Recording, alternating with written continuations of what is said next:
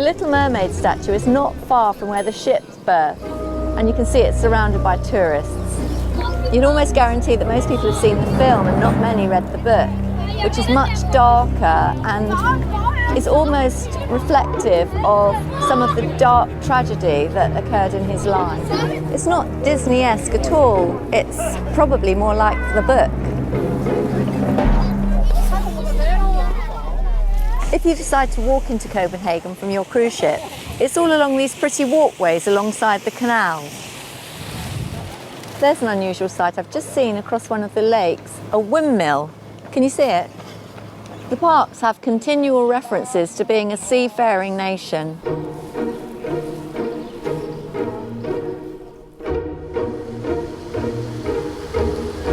Right by St Albans Church, I've just found a statue of Sir Winston Churchill. What's he doing here in Copenhagen?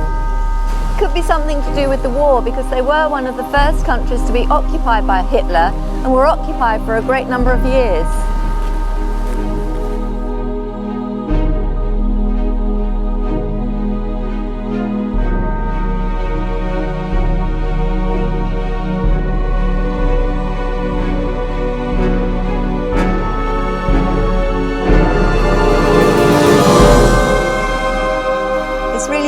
Here, and there's an old military complex down there to the right, which is part of the palace and is very picturesque.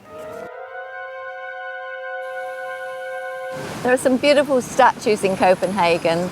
I'd love to tell you what the one behind me is, but the description's in Danish, so I don't understand, but it's beautiful. Behind me is the Opera House, which is situated on the harbour, which is so much part of Denmark's history, its trade, its fishing, its kippers. Behind me is the Opera House, situated on the harbour, which is so much part of Denmark's history. And the interesting thing about the water here is that it's clean enough to swim in. If we had time, I'd definitely try a canal tour.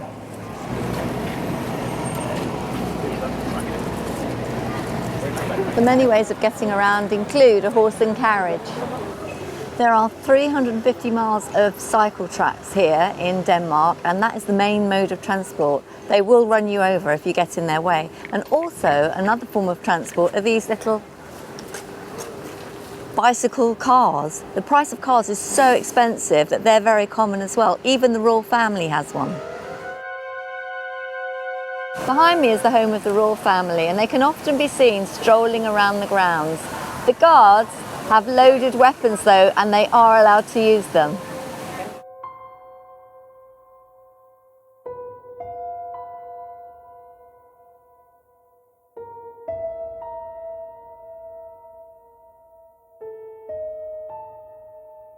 Behind me is where the King and Queen of Denmark live.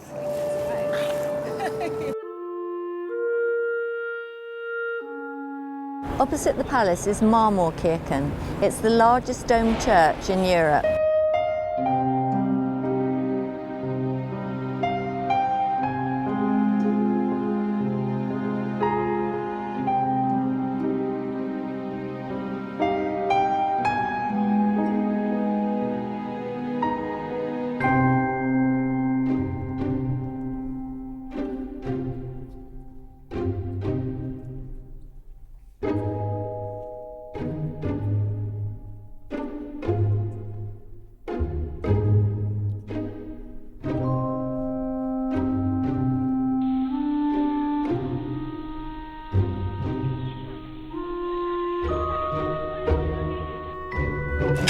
We're in a coffee and cheesecake shop, and this is possibly the best cheesecake I've ever tasted in my life.